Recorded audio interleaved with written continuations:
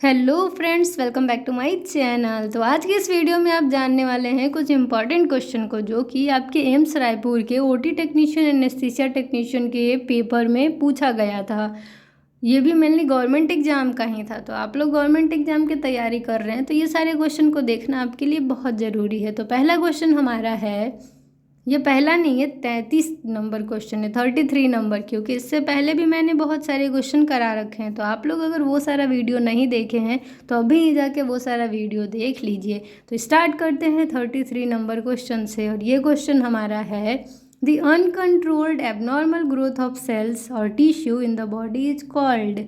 हमारे शरीर में जब कंट्रोल के बाहर, आपके नियंत्रण में नहीं रहेगा, जो कोशिका होती है, जो सेल होती है, उसका एबनॉर्मल ग्रोथ होगा, वो आपके कंट्रोल में नहीं होगा, इतना ज़्यादा ग्रो करेगा, तो उसे क्या कहते हैं? क्या होता है आखिर एबनॉर्मल ग्रोथ ऑफ सेल या टिश्यू जो कि अनकंट्रोल्ड है, सब कंट्रोल नहीं कर सकते हैं दवा से, किसी भी चीज़ से, उसे क्या कहते हैं? तो नियोप्लाज्म कहते हैं। नियोप्लाज्म मतलब आसान भाषा में समझिए तो एक तरह से कैंसर। नेक्स्ट क्वेश्चन है, आईसीयू स्टैंड्स फॉर। कितना आसान क्वेश्चन है, आप लोग सोच रहे होंगे। तो सच में ये बहुत आसान है। आईसीयू का फुल फॉर्म जिसको याद है उसके लिए आसान है।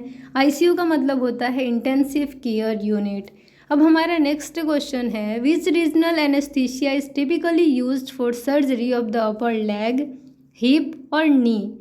कौन सी रीजनल एनेस्थीसिया मेनली दी जाती है मरीज को अगर उसके हिप का, कमर का और अपर लेग का, लेग के ऊपर वाले पोर्शन का और नी का, घुटने का अगर ऑपरेशन हो रहा है तो इस क्वेश्चन का राइट आंसर होगा फीमोरल नर्व ब्लॉक। जैसा कि आप जानते हैं कि फीमोरल आर्टरी कहाँ होती है, फीमोरल नर्व को अगर ब्लॉक कर देंगे तो फिर आपको सेंसेशन नहीं होगा और बहुत ही आसानी से सर्जरी हो जाएगी।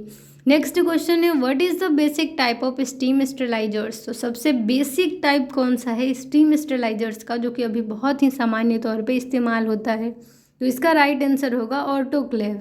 ऑटोक्लेव बहुत ही आम तौर पे अभी इस्तेमाल होता है, हर एक ओटी, जहाँ भी ओटी है वहाँ पे यूज हो रहा होगा। नेक्स्ट क्वेश्चन है, both high speed pre vacuum steriliser and gravity displacement are correct. तो मेनली एक स्टेटमेंट था, ठीक है, वो आपको याद कर लेना है कि हाई स्पीड प्री वैक्यूम स्टेलाइजर और ग्रेविटी डिस्प्लेसमेंट जो है वो दोनों सही है।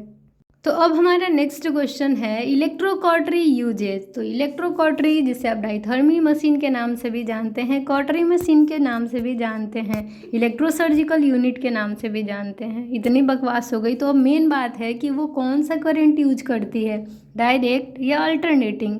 तो हाई फ्रिक्वेंसी अल्टरनेटिंग करंट का यूज होता है कॉटरी मशीन में, जिसकी मदद से कट और कोगुलेशन बहुत ही आसानी से हो जाता है। अब हमारा नेक्स्ट क्वेश्चन है, short term anaesthesia of conjunctiva and cornea. तो शॉर्ट टर्म एनेस्थीसिया कौन सा है, कौन सा दिया जाता है ड्रग? तो लोकल एनेस्थीसिया मेनली दिया जाता है। कॉर्निया या कंजक्टिवा का कुछ भी हो रहा है ऑपरेट तो मेनली ऑक्सीबुप्रोकेन जो है वो दिया जाता है। नेक्स्ट क्वेश्चन है हमारा, for setting of surgical trays in OT set a Mayo stand and tray directly to the blank of the scrub nurse who will be assisting in the surgery. इसको question को बड़ा देख के आपकी दिमाग थोड़ी कन्फ्यूज़न में पड़ गई होगी कि क्या है ये। बहुत ही आसान शब्दों में समझें तो आप ओटी में देखते होंगे कि ऑपरेशन करवाने टाइम में डॉक्टर कहाँ खड़े होते हैं, जो असिस्ट करा रहा है सर्जरी वो कहाँ खड़ा होता है। लेकिन क्या आपको पता है कि ये जो ट्रे होता है और जो मायो स्टैंड जिस पे आप सारे इंस्ट्रूमेंट, सारे सर्जरी की चीज़ों को रखे होते हैं, उसको जो स्क्रब नर्स है, जो वहाँ पे असिस्ट करा रही है नर्स, उसके किस साइड में रखना होता है?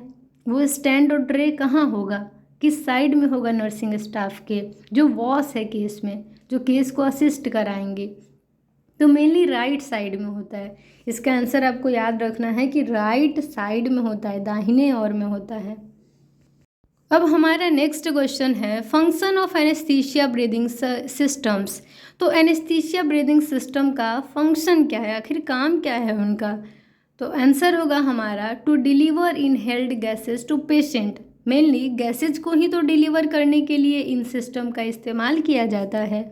तो उसमें आपका इनहेलेशनल एनेस्थेटिक एजेंट हो सकते हैं, वेपोराइजर, नाइट्रस ऑक्साइड और ऑक्सीजन हो सकते हैं। ठीक, नेक्स्ट क्वेश्चन हमारा है beta blocker use to treat high blood pressure, जिसे आप हाई बीपी यहाँ लिखा हुआ देख रहे हैं, when other medication have not worked.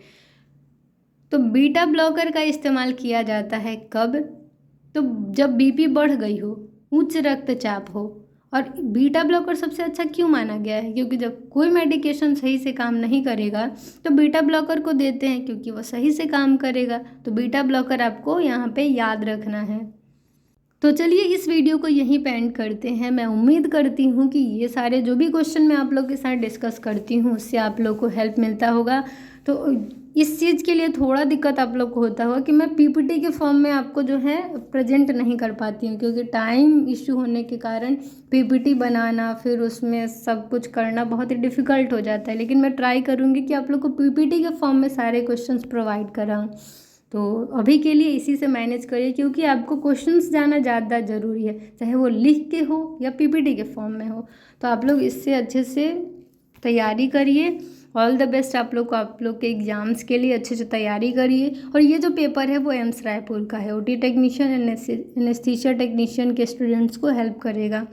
तो वीडियो को एंड करते हैं। चैनल पे नए हैं तो चैनल को सब्सक्राइब कर लीजिए और बेल आइकन को प्रेस कर लीजिए, ताकि आपको सारी लेटेस्ट वीडियो के अपडेट्स मिलते रहें।